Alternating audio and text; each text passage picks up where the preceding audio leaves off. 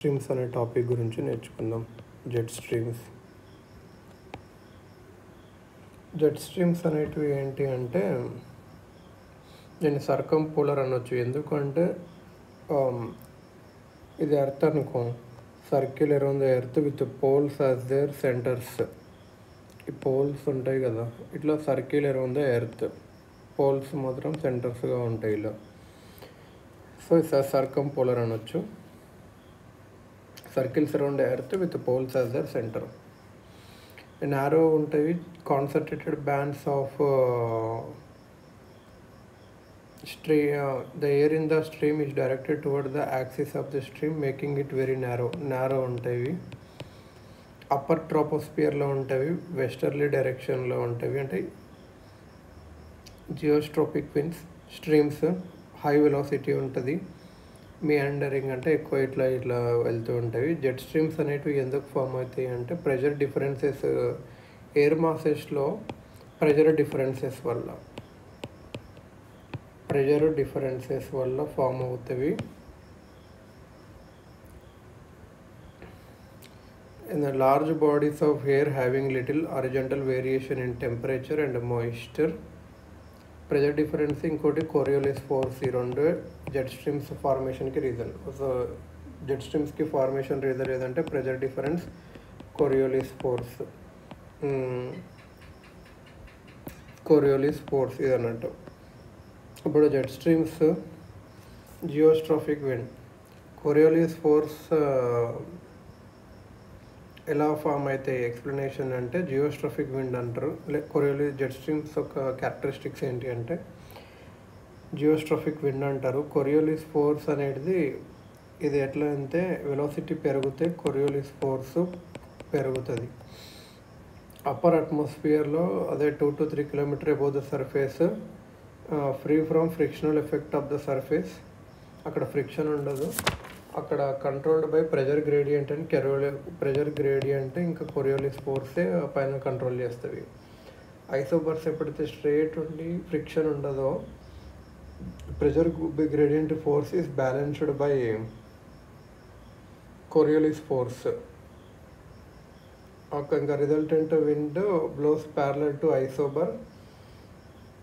అప్పుడు deflection of wind maximum ఉంటుంది. This wind is known as geostrophic wind. For example ఇది ఇట్లా ఉంది. ఇప్పుడు ఇదొకటి ఉంది. 704 MB ప్రెషర్, ఇది 708 MB ప్రెషర్ ఉంది అనుకుందాం. ఇది వచ్చేసి హారిజాంటల్ ప్రెషర్ గ్రేడియంట్, ఇది వచ్చేసి Coriolis force. Pressure gradient force is balanced by Coriolis force. Resultant wind ఇక్కడ ఫ్లో అవుతుంది. ఇది జియోస్ట్రోఫిక్ విండ్. ఇది ప్యారలల్ టు ఐసోబార్ పోతుంది. ఇదే జియోస్ట్రోఫిక్ wind.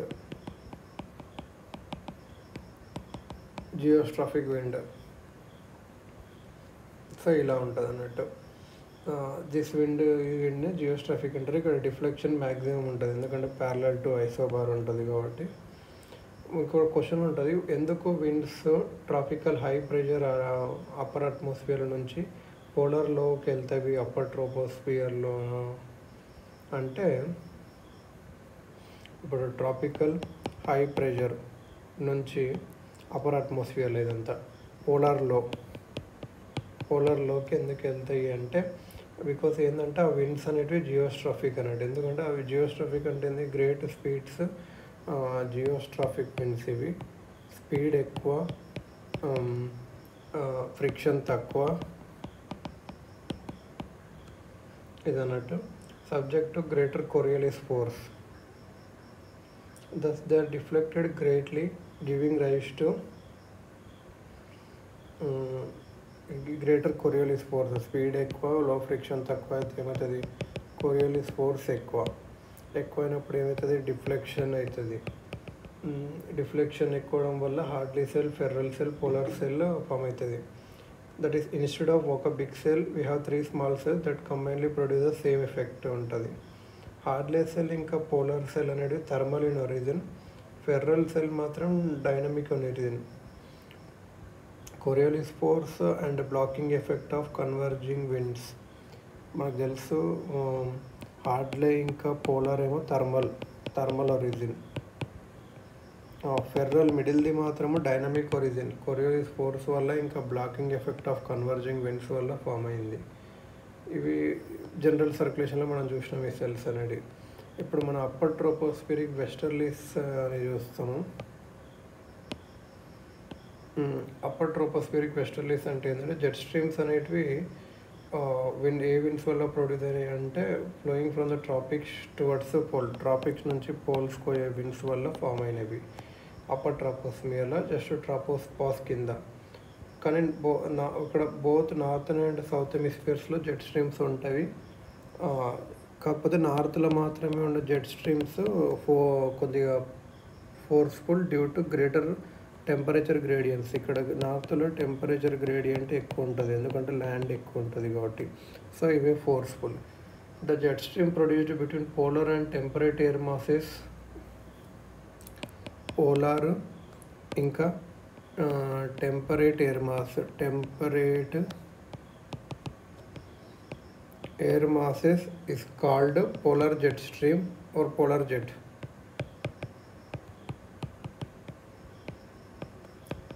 Polar jet stream or polar jet అంటారు. Jet stream produced between temperate and ఇంకా temperate and tropical air masses ఉంటాయి కదా, దాన్ని సబ్ ట్రాపికల్ జెట్ స్ట్రీమ్ అంటారు. సో పోలార్కి టెంపరేట్ ఉన్నదాన్ని పోలార్ జెట్ స్ట్రీమ్ అంటారు, టెంపరేట్కి ట్రాపికల్ ఉన్నదాన్ని సబ్ ట్రాపికల్ జెట్ స్ట్రీమ్ అంటారు. ఇది అన్నట్టు టెంపరేట్కి ట్రాపికల్కి ఉండేదాన్ని. పోలార్ జెట్ స్ట్రీమ్లో విండ్స్ అనేటివి టెంపరేట్ రీజియన్ నుంచి పోలార్కి వెళ్తాయి. సబ్ ట్రాపికల్ జెట్ స్ట్రీమ్లో సబ్ ట్రాపిక్స్ నుంచి టెంపరేట్కి వెళ్తాయి. ఇది అన్నట్టు.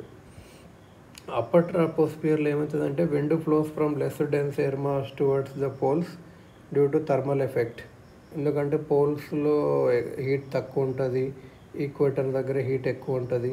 సో సర్ఫేస్ దగ్గర ఏమవుతుంది అంటే winds flow from pole towards equator. Surface దగ్గర ఏమవుతుంది అంటే సర్ఫేస్ దగ్గర ఇట్లా వస్తుంది, పోల్ నుంచి ఈక్వేటర్కి వస్తుంది. కాకపోతే అప్పర్ ట్రాపోస్ఫియర్లో రివర్స్ వెళ్తుంది సర్ఫేస్ దగ్గర. సో ఇది అన్నమాట. Whereas at altitude the winds flow from equator towards poles. The high pressure gradient force is directed from south to north. ఇలా ఏదన్నా ట్రాపిక్స్ నుంచి పోల్స్కి వెళ్తుంది అనుకో, అది రైట్కి నార్థన్ హెమిస్ఫియర్లో డిఫ్లెక్ట్ అవుతుంది, లెఫ్ట్కి ఏమో సౌతర్న్ హెమిస్ఫియర్లో డిఫ్లెక్ట్ అవుతుంది కొరియోలిస్ ఎఫెక్ట్ వల్ల. సో జెట్ స్ట్రీమ్స్ అనేటివి west to east in both hemisphere. Jet streams అనేటివి వెస్ట్ టు ఈస్ట్ పోతాయి కాబట్టి జెట్ స్ట్రీమ్స్ని వెస్టర్లీస్ అని అంటారు బోత్ హెమిస్ఫియర్లో.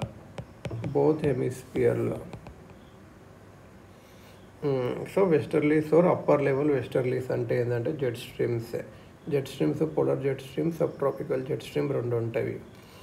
ఎందుకు polar jets subtropical jets different altitudes దగ్గర ఫ్లో అవుతాయి అంటే, పోలార్ జెట్ స్ట్రీమ్స్ అనేటివి 6 to 9 kilometre above the ground, sub tropical jet streams ఏమో 10 to 16 కిలోమీటర్ పోతాయి. ఎందుకంటే ట్రోపోస్ఫియర్ ఈక్వేటర్ దగ్గర థిక్ ఉంది, పోల్ దగ్గర థిన్ ఉంది. ట్రోపోస్ఫియర్ ఈక్వేటర్ దగ్గర థిక్ ఉంది, పోల్ దగ్గర థిన్ ఉంది. సో పోలార్ జెట్ స్ట్రీమ్స్ ఏమో 6 to 9 కిలోమీటర్ అబోవ్ అవుతాయి. ఇంకా సబ్ ట్రాపికల్ జెట్ స్ట్రీమ్ ఏమో 10 to 16 కిలోమీటర్ అబోవ్ అవుతాయి. ఇదన్నట్టు. ఇంకోటి ఏంటంటే జెట్ స్ట్రీమ్స్కి హై వెలాసిటీ ఉంటుంది. హై వెలాసిటీ అంటే ఏంటంటే టెంపరేచర్ కాంట్రాస్ట్ ఉంటుంది ఎయిర్ మాసెస్, దానివల్ల వెలాసిటీ ఆఫ్ జెట్ స్ట్రీమ్ ఎంత వెలాసిటీ ఉందో చెప్పడానికి టెంపరేచర్ డిఫరెన్స్ చూడాలి. టెంపరేచర్ డిఫరెన్స్ ఎక్కువ ఉంటే ఫాస్ట్ ఉన్నట్టు జెట్ స్ట్రీమ్. అప్పర్ అట్మాస్ఫియర్లో ఫ్రిక్షన్ అంతా ఎక్కువ ఉండదు, ఎందుకంటే ఎయిర్ డెన్స్గా ఉండదు కాబట్టి జెట్ స్ట్రీమ్స్ అనేవి హై స్పీడ్ జరుగుతాయి. ఇది ఒక రీజన్. ఇంకా వేరే ఇట్లా అన్నట్టు టెంపరేచర్ కాంట్రాస్ట్ కూడా ఎక్కువ ఉండడం వల్ల ఎక్కువ ఉంటుంది వెలాసిటీ కూడా. 120 km/h. Summer and 50 km/h in summer. So average velocity వింటర్లో ఎక్కువ ఉంటుంది, 50 km సమ్మర్లో ఉంటుంది, తక్కువ ఉంటుంది. Higher in the core. Sometimes jet streams can be reach 400 kilometre దగ్గర కూడా వెళ్తాయి స్పీడ్స్. ఈ temperature contrast between air masses maximum ఉండడం వల్ల ఏమవుతుంది, jet stream flows in nearly straight path పోతుంది. ఎప్పుడైతే టెంపరేచర్ డిఫరెన్స్ కాంట్రాస్ట్ మ్యాక్సిమం ఉందనుకో, జెట్ స్ట్రీమ్స్ స్ట్రైట్ పాత్లో ఫ్లో అవుతుంది. టెంపరేచర్ కాంట్రాస్ట్ తగ్గుతుంది అనుకో, టెంపరేచర్ డిఫరెన్స్, అప్పుడు మియాండరింగ్ స్టార్ట్ అవుతుంది. ఒక వేవీ ఆర్ ఇర్రెగ్యులర్ మేనర్ లాగా with poleward or equatorward component. Thus meandering depends on temperature contrast. Temperature gradient మీద డిపెండ్ అవుతుంది ఇట్లా మియాండరింగ్ అనేది. ఎక్కువ టెంపరేచర్ గ్రేడియంట్ ఉంటే ప్రెషర్ గ్రేడియంట్ ఎక్కువ ఉంటుంది. టెంపరేచర్ గ్రేడియంట్ ఎక్కువ ఉంటే ప్రెషర్ గ్రేడియంట్ ఎక్కువ ఉంటుంది. ప్రెషర్ గ్రేడియంట్ ఎక్కువ ఉంటే స్పీడ్ ఎక్కువ ఉంటుంది. స్పీడ్ ఎక్కువ ఉంటే కొరియోలిస్ ఫోర్స్ ఎక్కువ ఉంటుంది. అప్పుడు జియోస్ట్రోపిక్ స్ట్రోమ్ ఉంటుంది. విండ్ డైరెక్షన్ వచ్చేసి parallel to isobars. Wind direction parallel to isobars ఉంటుంది. అప్పుడేమో perfect west to east flow.